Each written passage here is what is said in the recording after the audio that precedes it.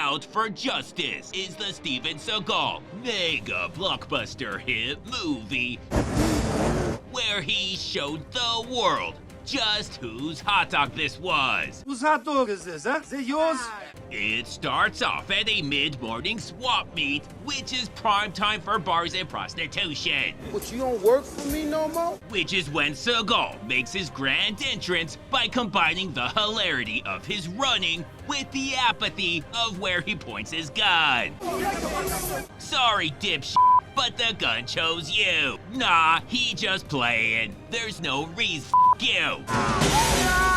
While Seagal's getting that euphoric rush, this guy's getting his own Seagal rush.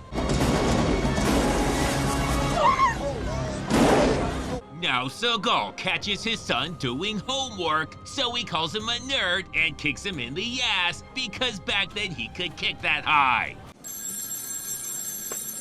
Yeah. Bobby Lupo's been shot on 18th Avenue. But Seagal doesn't even remember being on 18th Avenue. In front of his wife and kids. But that does sound like him. Eventually, he stops staring at the camera and realizes it was someone else. Oh my God. So he heads down there with his police-issue Special Forces beret before hugging his future girlfriend and also the widow and then checking out the body. But this only happened like an hour ago and the medics aren't done marveling over how fucking dead he is. Give him some room, will you? Come on, come on. So Seagal does the highly advanced, it's not like he's using it, investigation technique and jacks his wallet. Now, with only a dozen witnesses and his boss telling him exactly who did it, It was Richie McDonald. he has to use all his fake cop skills to crack the case. So he gets to work by hitting up prostitutes with his partner Steven Seagal, which somehow works. And he's right on his tail when he takes what to this day he swears is a shortcut. And despite them almost pissing themselves laughing,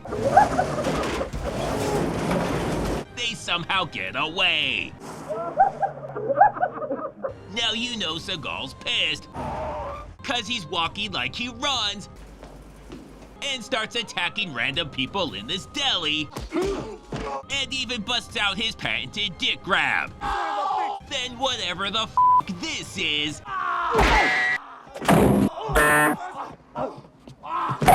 And finally, in Seagal movie, Cashier Stick Up You. What do you want to shoot me for? There are so many reasons he doesn't know where to start, which is what Seagal's counting on.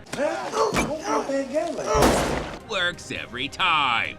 Later, he hits up a pool hall, and for him, is being surprisingly likable. So likable, he even gives the bartender a break. And sure, the new bartender may not know what beer is. What do we got here, huh? What is this, huh? But he does know they have a strict no hot dog behind the counter storage policy. Whose hot dog is this, huh? Is it yours? Not on his watch, motherfucker. Then he remembers, oh yeah, that whole murder thing. Anybody know why Richie did Bobby Lupo? Yes, everybody knows, even motherfuckers in other countries. So they try to explain you. Homie, don't play that. He tells him they're sorry if they did something wrong, but they're just trying to help. That's right, I forgot. Then Seagal gets word that not only did he kill a man in front of his kids, but also a woman and now the disabled. No, Richie, please don't! Outside of children, those are his favorite targets. Just got serious.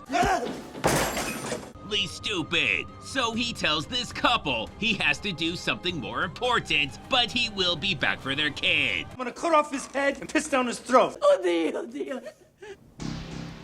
So now he's gonna do some real police work, but quickly realizes he has no idea how, so f it, he looks at nudie pictures instead. Well, that was some hard-ass work. Then he goes home so she can tell him how awesome he is. I'm really proud of what you do, and I know how everybody loves you. When son of a bitch, she must have sent a distress signal. But oh shit, that was just his neighbor whose apartment they're both in now, so he yells out for help. He will never get tired of that. Then he comes across another neighbor. You're gonna shoot an unarmed man? Yes, he does it all the time. But also no, not you. Then he goes to see more boobies, and they don't call him the world's greatest detective for nothing when someone he's never seen before just walks up and tells him where to go. Now back to the pool hall, and we get Stan Lee's very first cameo. You're a cocksucker. I'll break your fucking head! Dude's a fucking legend. Then as soon as he and Joe Pesci leave, he just pops out of the fucking ground and busts out a total power move. And you know he's legit when he goes full Harry Slaughter from under the stairs. Meanwhile, Seagal's either following a lead, committing a home invasion, or both. Well, shit.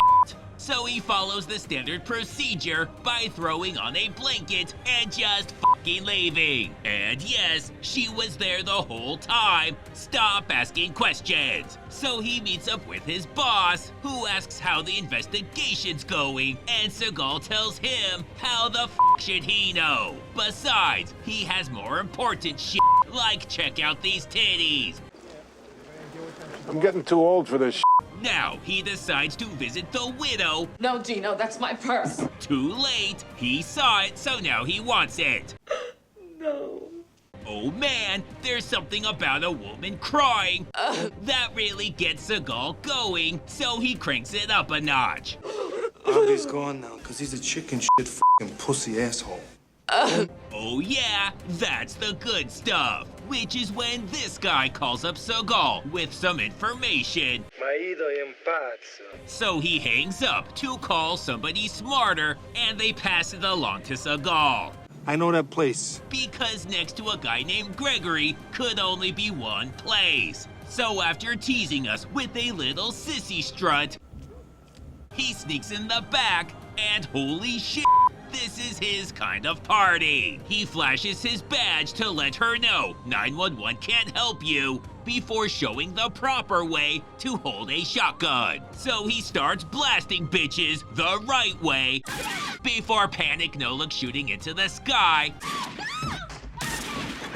Fucking bullseye. Then he chases this guy down, but oh shit, that wall's impenetrable, and he's just about to turn around and go home when he gets the crazy idea to just kinda pull him. But then he Undertakers that shit and is just fine until he hurts Seagal's feelings. Fuck you, cop. And he gives him one of those beard-busting nut kicks. Now it's down to just this guy who's trying to use the restroom, but the toilet's missing a critical part, and he's too embarrassed to ask what the fuck, so he's in a full-on panic.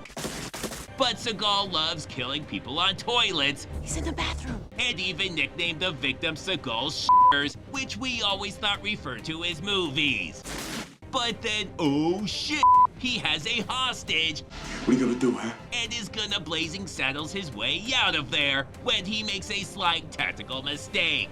I'm out of bullets! Seagal thinks he might be bluffing, but doesn't want to take that chance.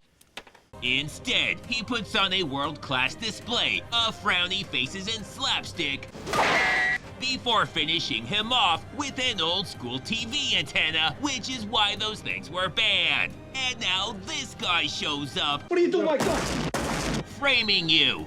F***ing obviously. And while it would make sense to end the movie there, Seagal would rather do his part to get us to Idiocracy. My balls!